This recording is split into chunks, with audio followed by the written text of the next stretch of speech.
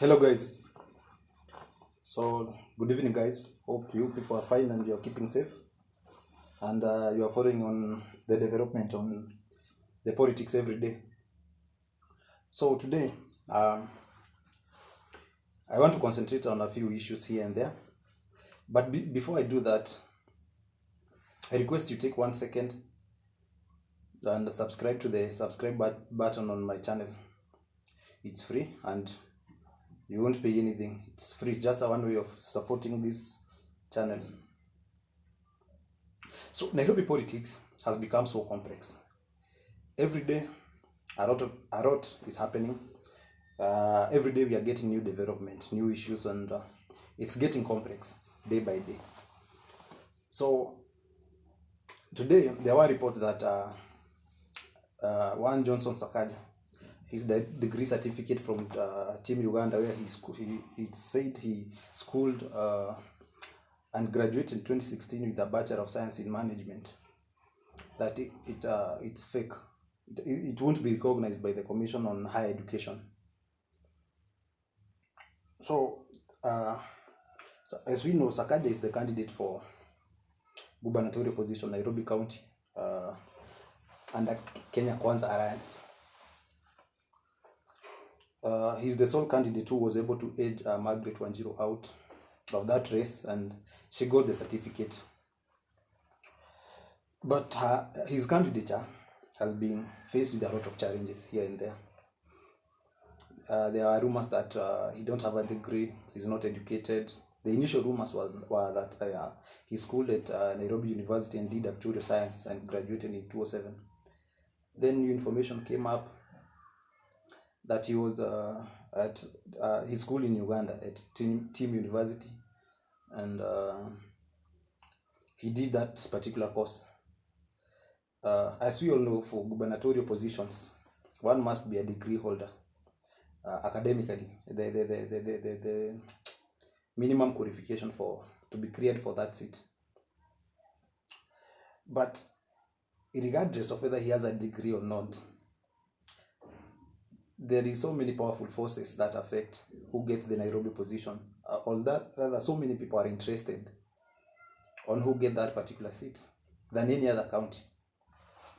Beside the presidential position and the deputy presidential position, the third seat that attracts so much interest and so much interference as far as elections are concerned in Kenya is the Nairobi governor's seat. Nairobi is the capital city of the country.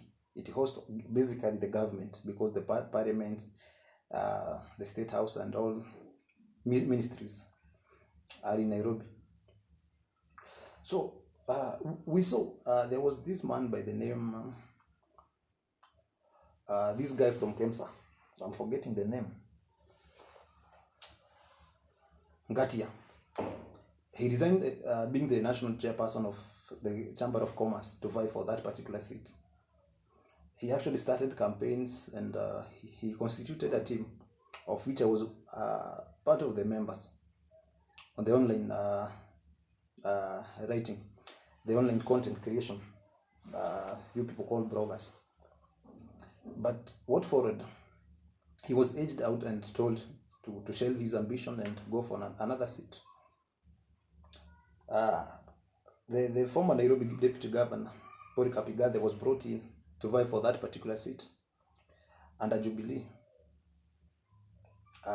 of which there was no candidate for any other party member of the Azimio, because Tim Wanyonyi had also expressed interest for that particular seat, but he was forced to go back to Westland and vie for that particular seat in Westland. So in this video, I want to try and analyze why Sakaja is being edged out, regardless he has the education or not. The first thing here is the deep state interest. As we know, the deep state has far much interest on who becomes the governor. Sakaja, being on the wrong side of coalition this time, he's being edged out because he is presenting the affiliations of the Kenya Kwanza. And we know the preference of the deep state. They want to have Polycarp Igathe because they believe they will take the government, and they have their own arrangement. So part of the arrangement was that Jubilee takes the governor seat because ODM is getting the presidential seat. So Sakaja is that's one of the reasons, deep state interest. Secondly, Sakaja's popularity is worrying the deep state. They believe Sakaja might easily become the governor. You remember in 2017 they preferred Peter Kenneth, but Sonko outtweeted them and eventually got the seat. So this time they don't want to risk. They are avoiding a scenario whereby Sakaja will become the governor, because the opinion poll is favoring Sakaja way higher than Polycarp Igathe. The third factor, they want to present, they want a scenario whereby Polycarp Igathe goes unopposed. Or if he don't go unopposed, he faces a very weak candidate. Because with edging out Sakaja, who is the most strong, the person to remain behind will be Agnes Kagore, who is not so strong compared to Polycarp Igathe. Agnes Kagore is vying under independence candidature. So the deep state interest, they want to create a scenario whereby Sakaja, Igathe will face a weak candidate or will face no candidate at all. And that's why you've seen they've gone to so much extent to frustrate Sakaja. To an extent, they are at the point of throwing his candidate out. At this juncture, only the court, the judiciary, can save Sakaja out of all those frustrations and humiliation. Otherwise, he won't be on the ballot. And they might even approach Agnes Kagore to drop down her bid, or any other person who might be interested, so that Polycarp Igathe will become the governor of Nairobi unopposed. Or if he goes to the ballot, he'll meet weak Kagore or another weak candidate who he will be sure to defeat.